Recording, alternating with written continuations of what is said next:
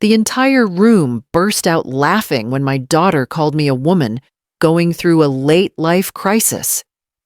200 guests raised their glasses, clapping, whistling, enjoying the joke at my expense. I stood there smiling awkwardly.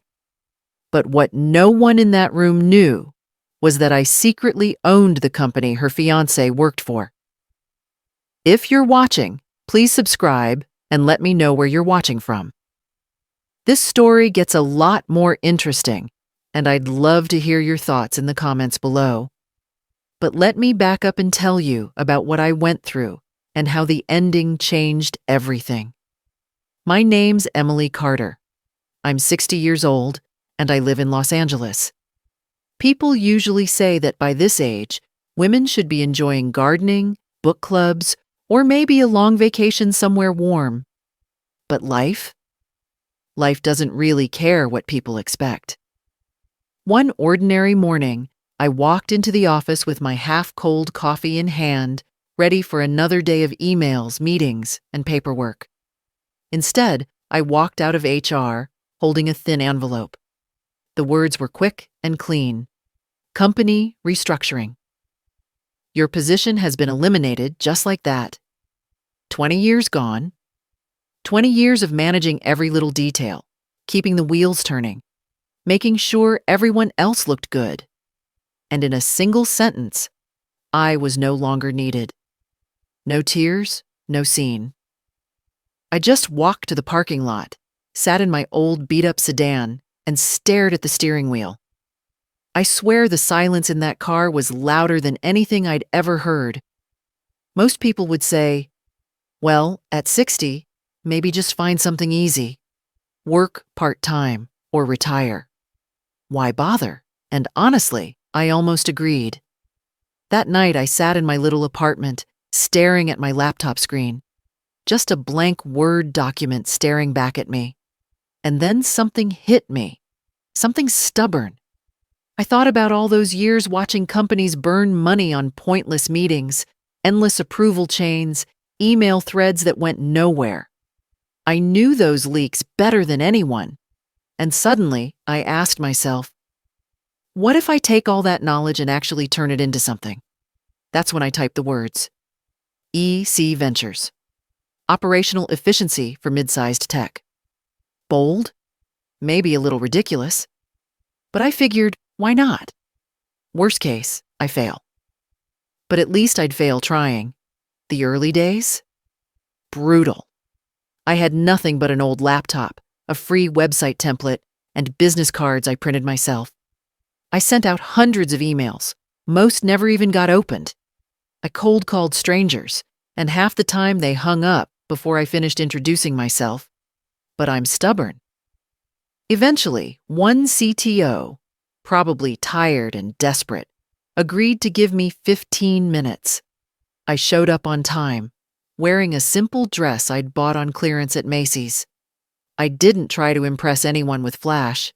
I just pulled up my spreadsheets and said, "You're losing $2.4 million every quarter because of email bottlenecks. Cut 3 steps, automate approvals, cost, under 40 grand. He stared at me for a second, then leaned back and said, "All right, let's try it." 48 hours later, I had my first contract. And let me tell you, nothing felt better than that. I didn't go out celebrating. I didn't buy myself a fancy bag. I took that check and poured it right back into research, into gathering data. Because I wanted to understand every single crack in the system these companies were bleeding money through. Turns out, they all had the same problems. Overstuffed bureaucracy, teams not talking to each other, processes that should take a week dragging on for months. So one contract turned into 5, then 10. I started working day and night, sometimes pulling all-nighters just to polish a presentation. But for the first time in years, I felt alive. I wasn't just managing chaos for someone else. I was building something of my own. My family, though? They didn't see it that way. My daughter Sarah, 32, Smart, beautiful, but sharp-tongued, just laughed when I told her. Mom, this sounds like a late-life crisis. At your age, people should be slowing down, not starting startups. She meant it as a joke, but it stung. I remember one FaceTime call so clearly. She was glowing, excited, telling me she'd booked her dream wedding venue in Malibu. I smiled, shared her excitement. And then she said, "Oh, and Mom, about your little EC whatever? Don't bring it up at the wedding, okay? Mike's friends all work in tech. They'll just think it's awkward." I forced a smile. "Sure, honey. I understand." Then she added almost casually, "Honestly, Mom, maybe you should find something stable. At your age, you deserve to relax at your age." Those words landed like a brick. I nodded, but inside, something burned. So I kept pushing. The more they dismissed me, the harder I worked. I started quietly acquiring small companies, teams of engineers who were brilliant but suffocating under terrible management. I didn't make headlines. I didn't brag.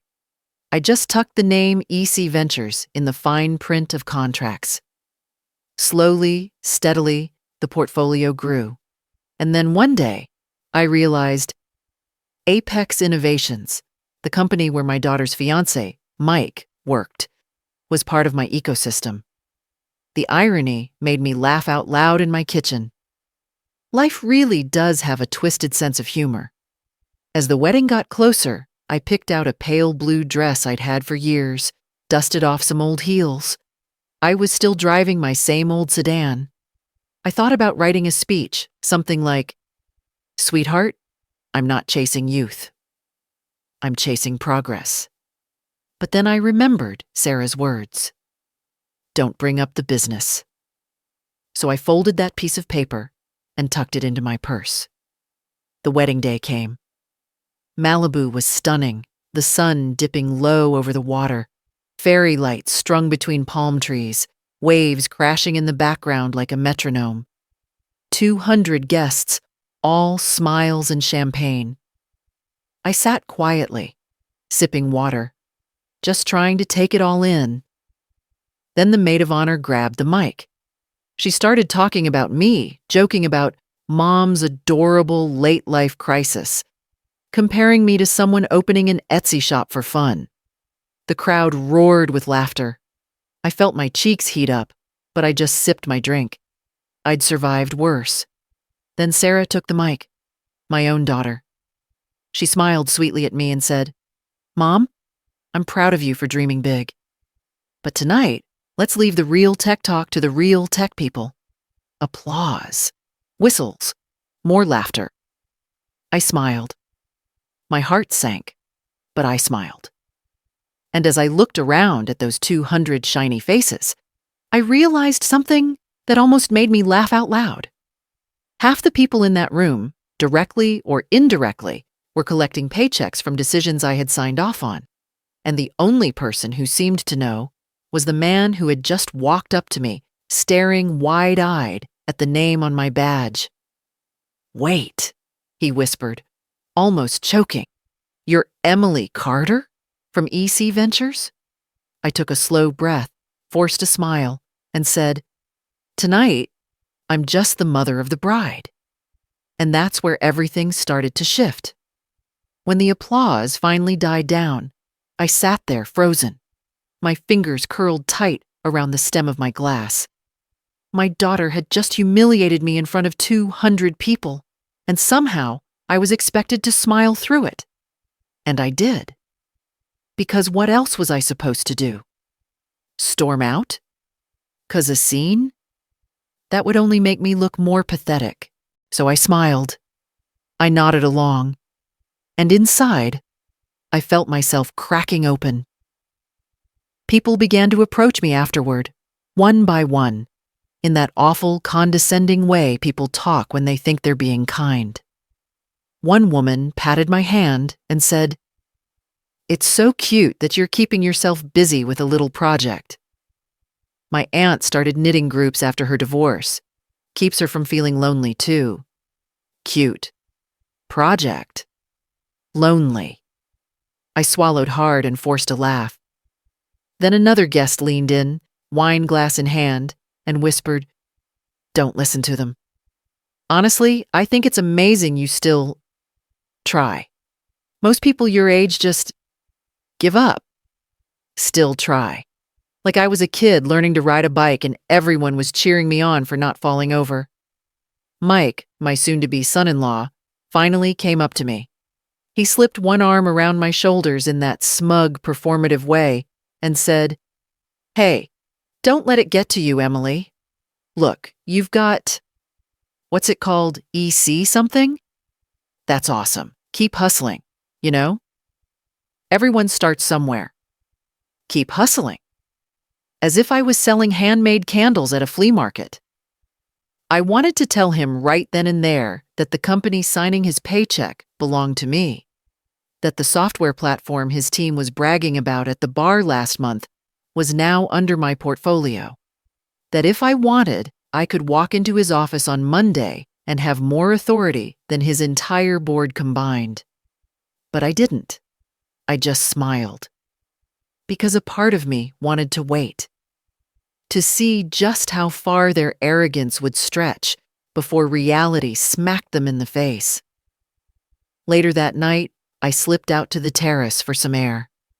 The waves were crashing harder now, the fairy lights glowing against the dark Malibu sky. I leaned on the railing, closed my eyes, and tried to breathe through the sting of it all. And that's when I heard her voice. Sarah, my own daughter. She was just a few steps away, laughing softly with one of her bridesmaids. I didn't want to eavesdrop, but her words floated clearly in the ocean air. She means well, but God, Mom's just so lost. It's like she's clinging to this fantasy because she can't face being alone. I feel bad for her. Honestly lost. A fantasy. I pressed my lips together until they hurt. I had raised this girl, paid her tuition, stayed up nights when she was sick, cheered her on through every heartbreak, every failed exam, every fear. And here she was, on the happiest night of her life, dismissing me like some sad, irrelevant woman playing make-believe. That's when it stopped hurting. Something inside me shifted. I straightened my shoulders, wiped the corners of my eyes, and thought, "You want to call me lost? Fine. But very soon, you're going to realize just how wrong you are." I walked back inside, blending into the crowd.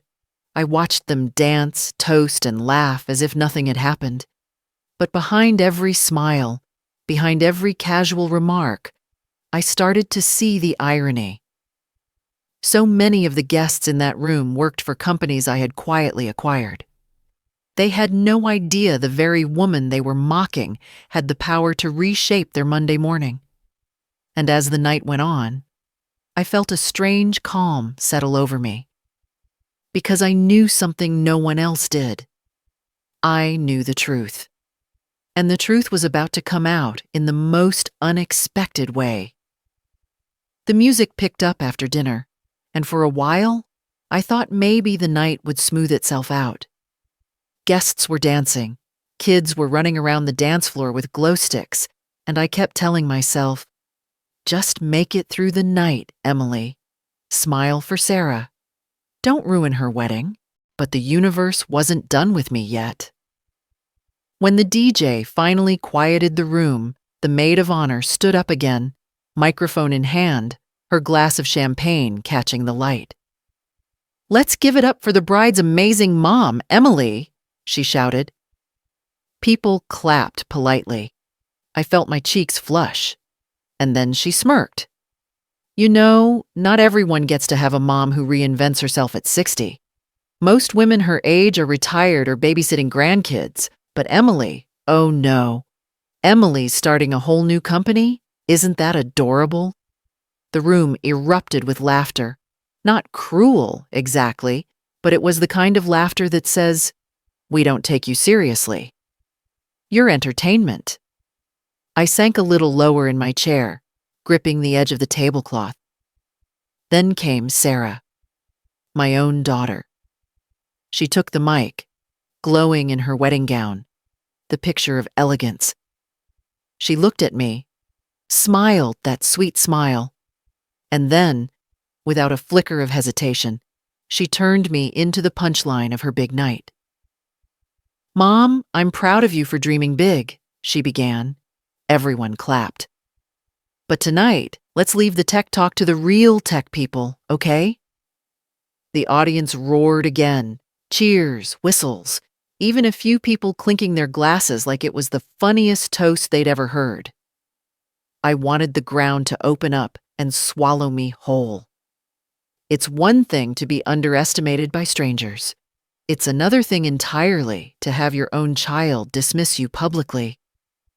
Every laugh in that room felt like another knife twisting deeper. I tried to sip my water, tried to keep my face neutral, but my hands were trembling. I could feel eyes on me, some pitying, some amused, none respectful.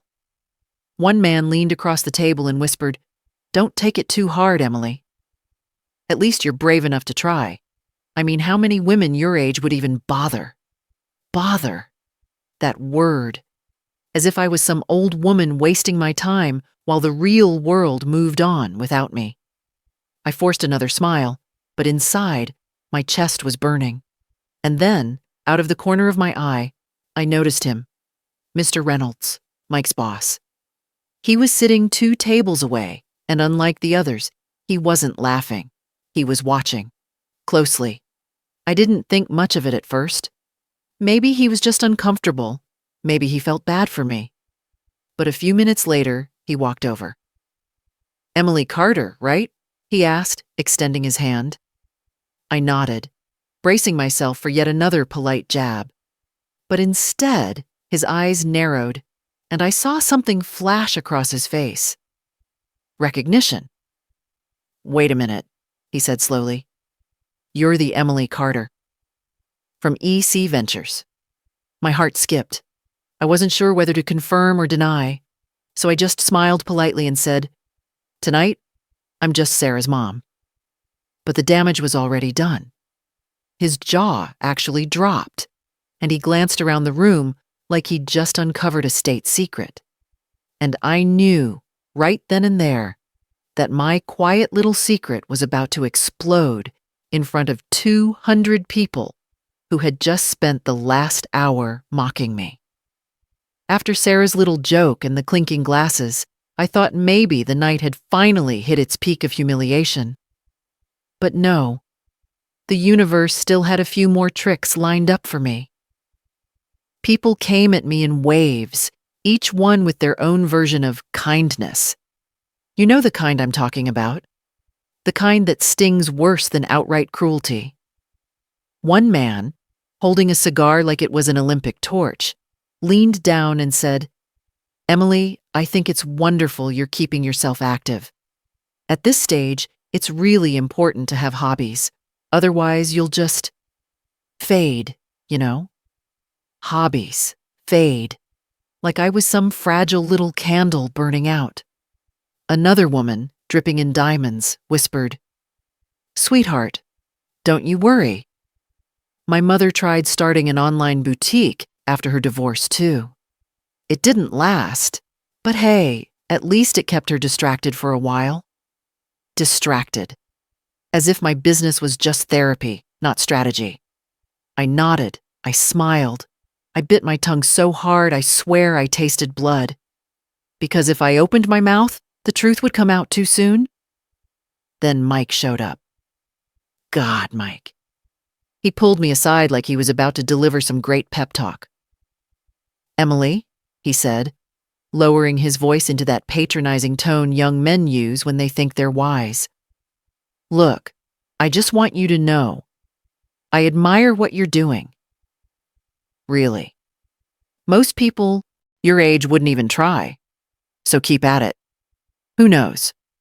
Maybe one day it'll even turn into something real. Something real."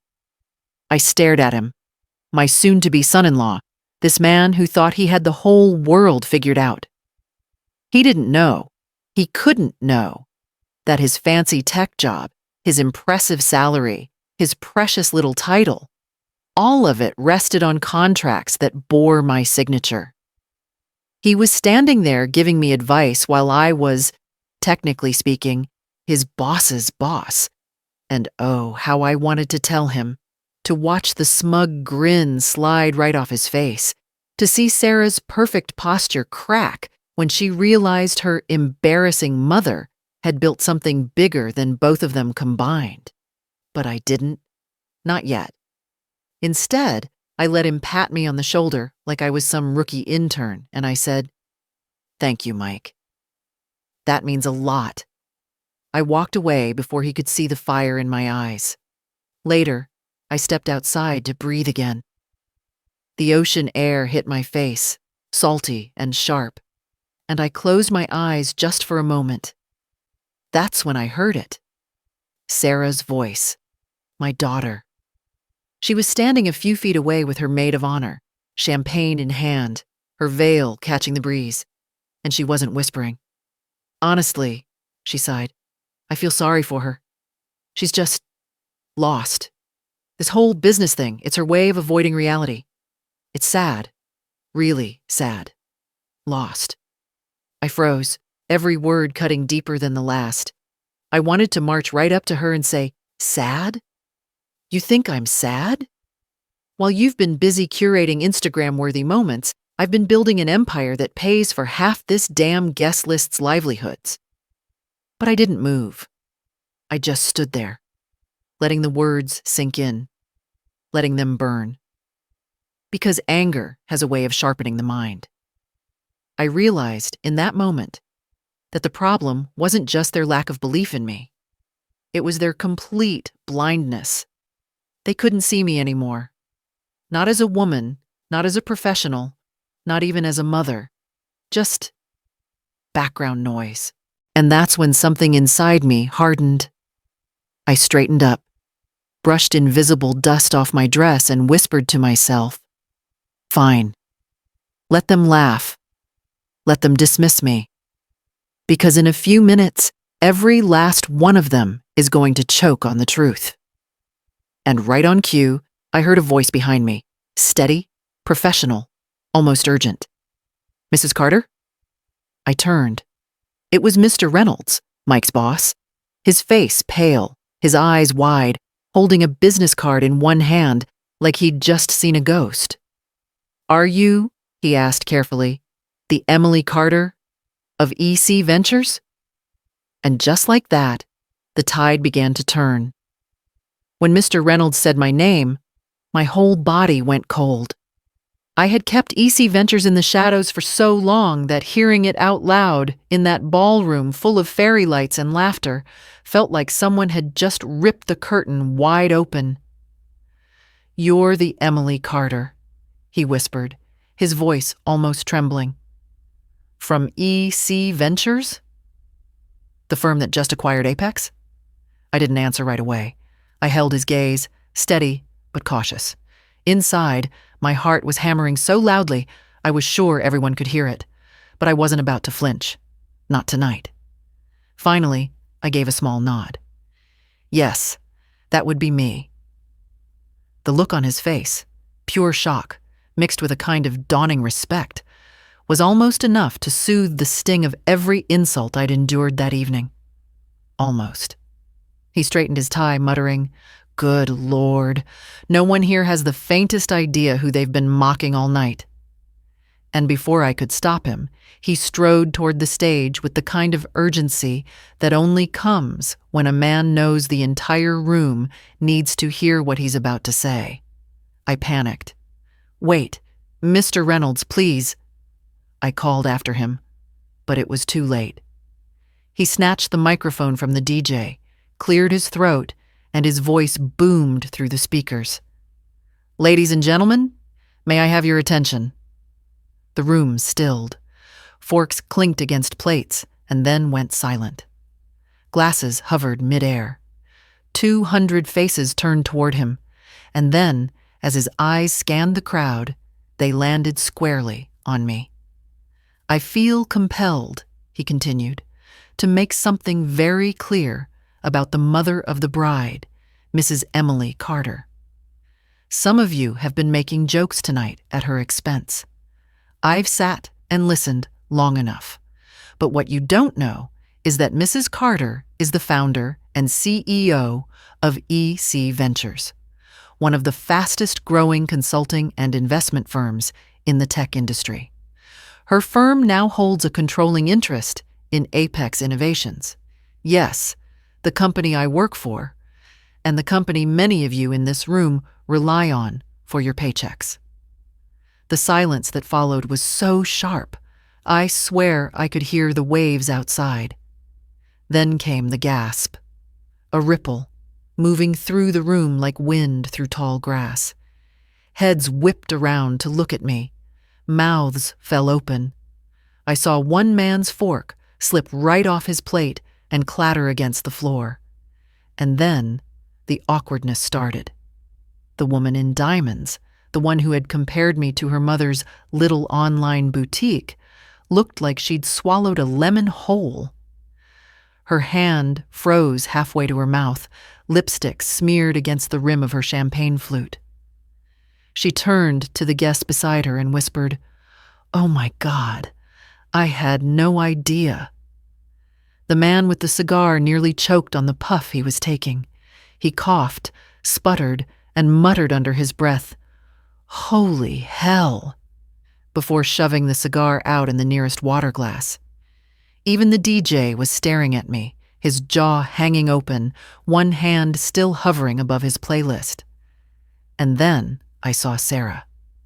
Her champagne flute slipped right out of her fingers, shattering into tiny pieces on the marble floor. She didn't even flinch. She just stood there, frozen, pale as the lace on her dress. "Mom," she stammered, her voice thin, barely audible. "Why didn't you tell me?" I locked eyes with her. My daughter, my flesh and blood. The girl who had begged me not to embarrass her by mentioning EC Ventures. The girl who had laughed with her friends and called me lost. "Because," I said softly, my voice carrying across the hushed ballroom, "you never asked." Her lips parted, trembling. For the first time all night, she looked small. Not glamorous, not radiant, just small. And then Mike. God bless him, his face was the color of chalk. He fumbled with his tie, pulling at the knot like it was strangling him. I didn't know," he stammered, his voice cracking. "I mean, if I had known—" I cut him off with a small smile. "Exactly. You didn't know. You didn't even try to know." The audience shifted uncomfortably in their seats. I could feel their shame prickling in the air, the heat of it radiating toward me. Guests who had chuckled at me earlier were suddenly staring down at their plates, fidgeting with their napkins.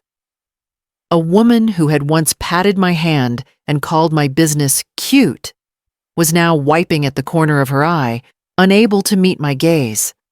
One man cleared his throat and said far too loudly, "Well, isn't this something?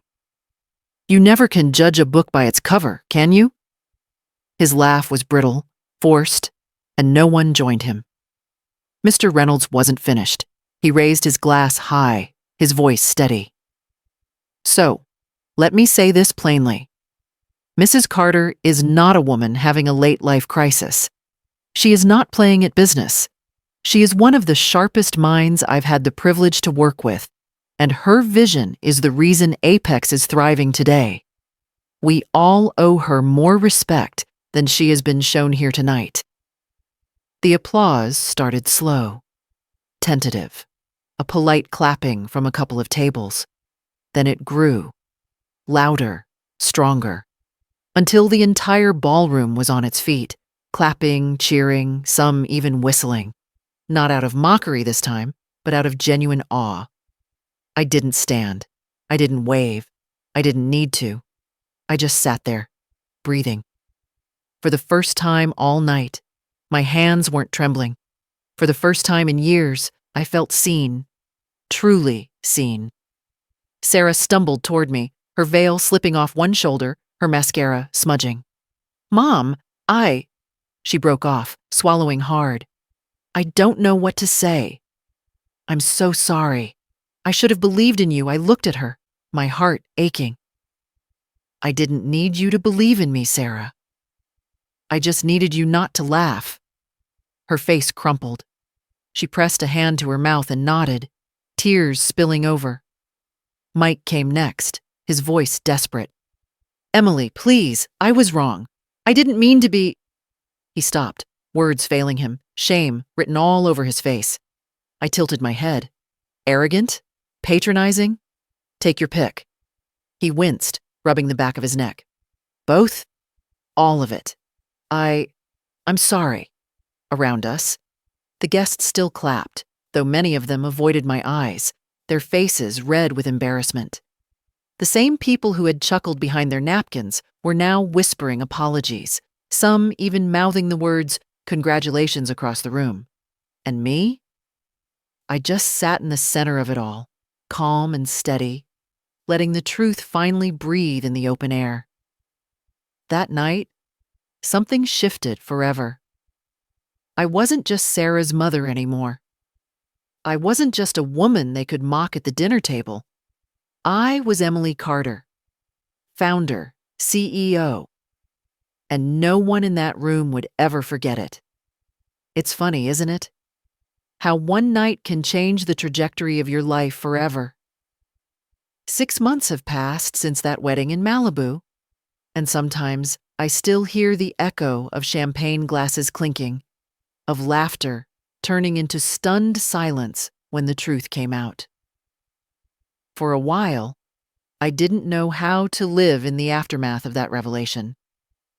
It was as if the mask I'd worn for so long, the quiet, modest, "don't mind me" mother, was gone.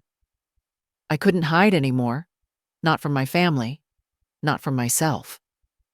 The very next week, my phone wouldn't stop buzzing. Executives who had ignored my cold emails were suddenly desperate to schedule meetings. Journalists sent inquiries, sniffing around for the mystery entrepreneur who had stolen the show at her daughter's wedding. Even Apex's competitors reached out, curious to see if EC Ventures might be open to partnerships. And yet, while my professional world exploded with opportunities, my personal world felt strangely quiet. Sarah didn't call. Mike didn't either. I suppose shame has a way of silencing people. Then, one Sunday morning, as I sat at my kitchen table with a cup of coffee gone lukewarm, there was a knock on my door. I wasn't expecting anyone. When I opened it, there she was, my daughter. Her hair was tied in a messy bun, her face pale, eyes red from crying. No perfect smile, no polished exterior. Just Sarah, looking younger than she had in years. "Mom," she whispered, almost like a child. "Can I come in?" I stepped aside without a word. She sat on the couch, twisting her hands together, the silence heavy between us. Finally, she broke it. "I don't even know where to start," she said. Her voice cracked. "I humiliated you. In front of everyone. I thought I was protecting my image, but all I did was tear you down. And the worst part is I didn't even see it. I didn't see you." Her words hung in the air. For a long moment, I just watched her. Part of me wanted to let her stew in that guilt, to remind her of every cruel word, every mocking laugh. But then, looking at her, the girl I'd raised, the one I'd held through fevers and breakups, I felt something softer rise up. I sat beside her and said quietly, "Sarah, do you know what hurt the most?" It wasn't the jokes. It wasn't the laughter. It was realizing that my own daughter thought I was irrelevant, her eyes filled with tears. "I never meant to make you feel that way. I was selfish. I wanted to look good in front of Mike's friends. I wanted to fit in, and I treated you like a liability." She broke down then, sobbing into her hands. Instinct took over. I pulled her close, cradling her the way I had when she was a little girl. "Shh," I murmured, rubbing her back. "We can't change what happened, but we can decide what happens next." She looked up at me, her face blotchy. "Do you forgive me?" I hesitated. Forgiveness isn't a light switch. It doesn't flip on and off. But in that moment, I realized something. Holding on to the hurt wouldn't heal either of us. "Yes," I said finally. "I forgive you." "But Sarah, forgiveness doesn't mean forgetting. It means we work on this together. It means we rebuild trust, brick by brick." She nodded, tears streaming down her cheeks. "I want that. I want to be better." And so we began. We started therapy, mother and daughter sessions every Thursday evening. At first it was awkward. We stumbled over our words, avoided eye contact, dug up wounds neither of us wanted to touch. But little by little, the walls came down. Sarah admitted she'd been chasing approval from everyone but me. I admitted that sometimes I'd hidden too well, that I'd let myself fade instead of demanding to be seen. Mike joined us once. Just once. He sat stiffly in the therapist's chair, muttered a half-hearted apology, and left early. He's still learning, but I'll give him this. He's trying. These days, when he speaks to me, there's a softness, a respect in his tone that wasn't there before. Professionally, life has been busier than ever. EC Ventures has grown into something I could barely have imagined. We've taken on new acquisitions, expanded our team, and, for the first time, I have an office with my name on the door. Sometimes I walk into that space, see Emily Carter, CEO, etched on the glass, and I smile. Not because of the title, but because of the journey it represents. Yet, despite all the success, I still live in my modest apartment. I still drive my old sedan. I still drink my coffee at the same kitchen table. Some things don't need to change. What has changed is me. I no longer shrink when I walk into a room. I no longer swallow my words to keep the peace. I no longer measure my worth by whether my family approves. I know who I am now. And Sarah sees it too. She calls me almost every day, sometimes just to chat, sometimes to ask about business. She's even admitted with a sheepish grin, "Mom, I brag about you now."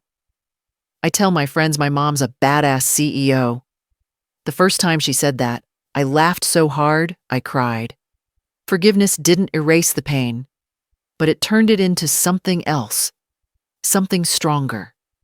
A bond rebuilt on truth instead of pretense. One evening, not long ago, we sat on my balcony watching the sun set over Los Angeles. Sarah turned to me and said softly, "I used to think success was about being young and shiny and having everyone's approval. But you've shown me it's about grit, about never giving up on yourself. You're the bravest person I know." I reached over, squeezed her hand, and said, "And you're still the best thing I ever built." She laughed through her tears, and in that moment, I knew we were going to be okay. Life isn't perfect now. It never will be. But it's real, and that's enough. So here I am, 60 years old, running a company I built from the ground up, repairing the bond with my daughter, learning every day that forgiveness is not a gift you give once. It's a choice you make over and over. And if anyone still thinks this was just a late-life crisis, well, I hope they enjoy cashing the checks that come from my so-called crisis, because this isn't the end of my story. It's just the beginning of the best chapter yet. If this story touched you, don't forget to hit that like button, share it with someone who needs to hear it, and subscribe so you won't miss the next story. And please, tell me in the comments, what would you have done if you were in my shoes? I'd love to hear your thoughts.